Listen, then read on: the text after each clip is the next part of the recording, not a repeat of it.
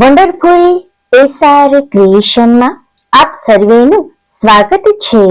આજે આપણે જોઈશું અષાઢ સુદ એકાદશીથી અષાઢ સુદ પૂર્ણિમા સુધી લેવાતું વ્રત એટલે ગૌરી વ્રત એટલે કે મોળાકત વ્રત કથા, પૂજા વિધિ, મહાત્મય। મિત્રો, વિડીયો પસંદ આવે તો લાઈક, શેર અને જો ચેનલમાં નવા હોય તો ચેનલને સબસ્ક્રાઇબ જરૂરથી કરશો। ગૌરી વ્રત અથવા તો મોળાકતનું વ્રત નાની બાળાઓ દ્વારા કરવામાં આવે છે। ભગવાન શિવ અને માં પાર્વતીની પૂજા આરાધના કરવામાં આવે છે। અષાઢ સુદ પાંચમના દિવસે માટીમાં 7 ધાન નાખીને જવારા વાવવામાં આવે છે। 11નો દિવસ આવતા આ જવારા મોટા થાય છે। રોજ તેને થોડું થોડું પાણી પાવામાં આવે છે। આમ 11ના દિવસે સવારે વહેલા ઉઠી વ્રત કરનારે સ્નાનાદિ કર્મથી પરવારીને સ્વચ્છ વસ્ત્ર ધારણ કરવા, ત્યારબાદ શિવ મંદિરે જઈને માં ગૌરી અને મહાદેવની પૂજા કરવી, જવારાને પણ કુમકુમ, અક્ષત, ફૂલ, નાગલા અને ચુંદડી અર્પિત કરવા, તેમનું પૂજન કરવું। આમ પૂનમ સુધી 5 દિવસ મોળું એકટાણું કરવું। મોળું એટલે કે મીઠા વગરનું ભોજન કરવું। જો નાની બાળાને ભૂખ લાગે તો ફળ વગેરે ખાઈ શકે છે। આમ મનવાંછિત ફળની પ્રાપ્તિ માટે તેમજ સારા વરની પ્રાપ્તિ માટે બાળાઓ દ્વારા આ વ્રત કરવામાં આવે છે। 5મા દિવસે ગૌરી માની પૂજા કરવામાં આવે છે અને રાત્રિના 12 વાગ્યા સુધી જાગરણ કરવામાં આવે છે। આમ 5 વર્ષ સુધી આ વ્રત કરવામાં આવે છે।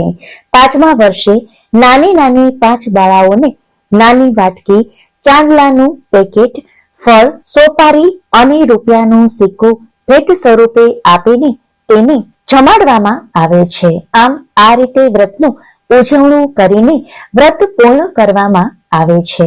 આમ માતા પાર્વતીએ આ વ્રત કર્યું હતું અને ભગવાન શિવને પ્રાપ્ત કર્યા હતા, ત્યારથી આ વ્રતનો મહિમા જોવા મળે છે। હવે આપણે જોઈએ ગૌરી વ્રત અથવા તો મોળાકતની વ્રત કથા। આ વ્રત અષાઢ સુદ 11ને દિવસે કરવામાં આવે છે, એટલે કે જ્યારે દેવપોઢી એકાદશી હોય છે ત્યારથી જ આ વ્રતની શરૂઆત થાય છે। આ વ્રત ગોરોના નામે ઓળખાય છે અને નાની નાની બાળાઓ દ્વારા આ વ્રત કરવામાં આવે છે। અષાઢ સુદ પાંચમ એટલે કે અષાઢ માસની અજવાળી પાંચમ। આ દિવસે આડોશ પાડોશમાંથી બધી છોકરીઓ ભેગી થાય છે અને છાબડીઓ લઈ આવે છે। પછી ઘઉં લાવે છે અને જવ લાવે છે, તુવેર લાવે છે અને ડાંગર લાવે છે, જાર લાવે છે અને તલ લાવે છે, ચોખા પણ સાથે સાથે લાવે છે। આમ 7 ધાન લાવે છે અને એના જુવારા વાવે છે। વાવે છે ત્યારે તેમાં માટીની સાથે થોડું છાણિયું ખાતર પણ નાખે છે, પછી પાણી છાંટે છે। આમ 11 દિવસ સુધી પાણી છાંટે છે અને 11મે દિવસે જુવારા તૈયાર થઈ જાય છે। 11મે દિવસે છોકરીઓ વહેલી ઉઠીને નદીએ નહાવા જાય છે। ચાલતા ચાલતા રસ્તામાં ગીત ગાય છે।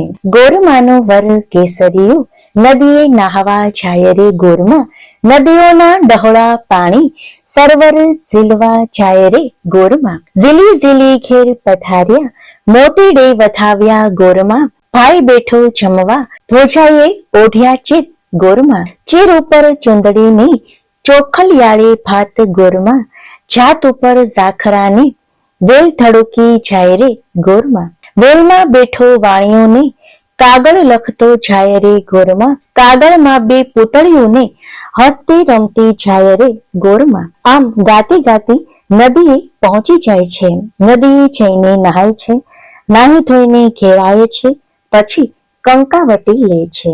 કંકાવટીમાં કંકુ ઘોળીને કંકુ ચોખા વડે જવારાનું પૂજન કરે છે, પછી ઘીનો દીવો કરે છે અને અગરબત્તીનો ધૂપ પણ કરે છે।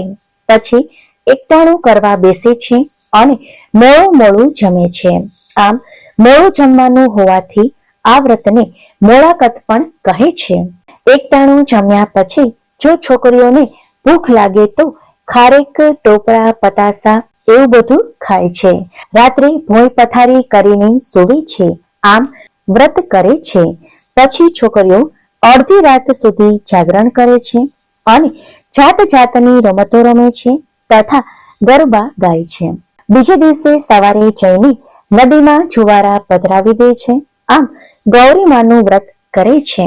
કહે છે કે સારી રીતે જો ગોરવાનું વ્રત કર્યું હોય તો તેને સારો વર અને સારું ઘર મળે છે. મિત્રો, વિડીયો પસંદ આવે તો લાઈક, શેર અને ચેનલને સબસ્ક્રાઇબ જરૂરથી કરશો. આભાર.